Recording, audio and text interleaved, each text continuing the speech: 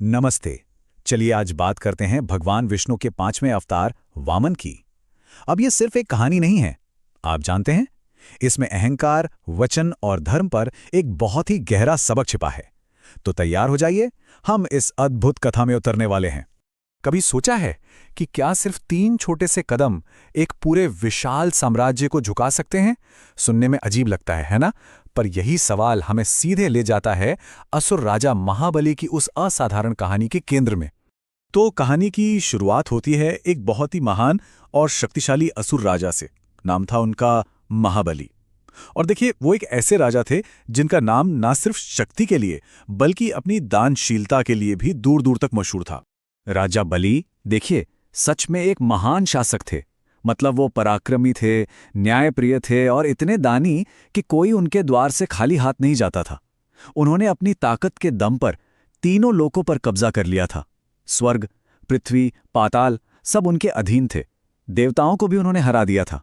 पर आप जानते हैं ना, अक्सर ऐसा होता है, यही अपार शक्ति और सफलता धीरे धीरे उनके अंदर एक बहुत बड़े अहंकार को जन्म दे रही थी। और यहीं पर कहानी के 2 बिल्कुल अलग अलग किरदार सामने आते हैं।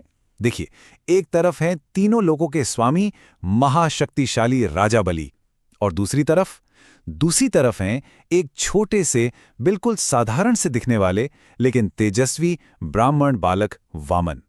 वो ऋषि कश्यप और अदिति के पुत्र थे, पर असल में वो कोई और नहीं बल्कि स्वयं भगवान विष्णु का ही रूप थे। तो अब कहानी एक ऐसे मोड़ पर पहुंचती है जहां राजा बलि अपनी शक्ति के बिल्कुल शिखर पर थे और उन्होंने एक बहुत बड़े, एक विशाल यज्ञ का आयोजन किया था। और यही वो अनुष्ठान था जहां उनकी दानशीलता की असली परीक्षा होने वाली थी। इस महायज्ञ में राजा बलि ने एक बहुत बड़ा वचन दिया था कि कोई भी उनसे कुछ भी मांगेगा, वो उसे जरूर पूरा करेंगे। मतलब उनकी उदारता की कोई सीमा ही नहीं थी। लेकिन यही एक वचन उनके भाग्य का फैसला करने वाला था। तो अब आता है कहानी का सबसे निर्णायक मोड़। वामन का वो छोटा सा अनुरोध और राजा बलि का वो वचन जो उनके भाग्य को हमेशा हमेशा के लिए बदलने वाला था। जब राजा बलि ने उस छोटे से ब्राह्मण बालक से पूछा, बताओ तुम्हें क्या चाहिए, तो जवाब इतना सरल था, इतना साधारण था कि यकीन करना मुश्किल था। वामन ने कहा, मुझे बस 3 पग भूमि चाहिए। सोचिए, बस 3 कदम जमीन। ये मांग इतनी छोटी थी कि राजा बलि को हंसी आ गई। लेकिन राजा बलि के जो गुरु थे, शुक्राचार्य, वो ज्ञानी थे। उन्होंने इस रहस्य को तुरंत पहचान लिया। वो भाप गए कि कुछ गड़बड़ है। उन्होंने बलि को सीधे सीधे चेतावनी दी, रुको, ये कोई साधारण बालक नहीं है, ये स्वयं भगवान विष्णु है, ये दान मत देना। ये एक बहुत ही सीधी और गंभीर चेतावनी थी, एक ऐसी चेतावनी जो राजा को उसके आने वाले पतन से बचा सकती थी। पर इतनी साफ चेतावनी के बाद भी राजा बलि अपने वचन से पीछे नहीं हटे। उनके लिए दिया गया वचन ही उनका सम्मान था, उनका धर्म था। कह सकते हैं कि अपने अहंकार और अपनी वचनबद्धता के बीच उन्होंने अपने गुरु की बात को भी नजरअंदाज कर दिया।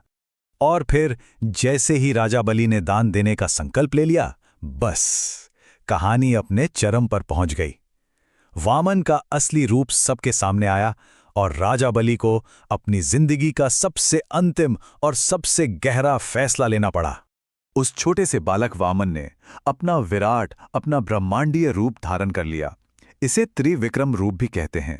सोचिए, अपने पहले ही कदम में उन्होंने पूरी की पूरी पृथ्वी नाप ली और अपने दूसरे कदम में उन्होंने सारा का सारा स्वर्गलोक नाप लिया। अब सवाल यह था कि तीसरा कदम कहां रखा जाए। राजा बलि अब तक सब समझ चुके थे। उन्हें पता चल गया था कि उनके सामने कोई और नहीं बल्कि स्वयं भगवान विष्णु खड़े हैं। एक ही पल में उनका सारा अहंकार चूर चूर हो गया। उन्होंने पूरी तरह से झुककर पूर्ण समर्पण के साथ कहा, प्रभु, तीसरा कदम मेरे सिर पर रख दीजिए। भगवान विष्णु ने अपना तीसरा कदम राजा बलि के सर पर रखा और इस तरह उन्हें पाताल लोक भेज दिया, वहां का स्वामी बनाकर। और बस इस एक काम से देवताओं को उनका स्वर्ग वापस मिल गया और पूरे ब्रह्मांड में संतुलन एक बार फिर से स्थापित हो गया। लेकिन रुकिए, कहानी यहां खत्म नहीं होती। राजा बलि की ये जो हार थी ना, वो असल में उनका पतन नहीं था, बल्कि ये तो उनका उद्धार था।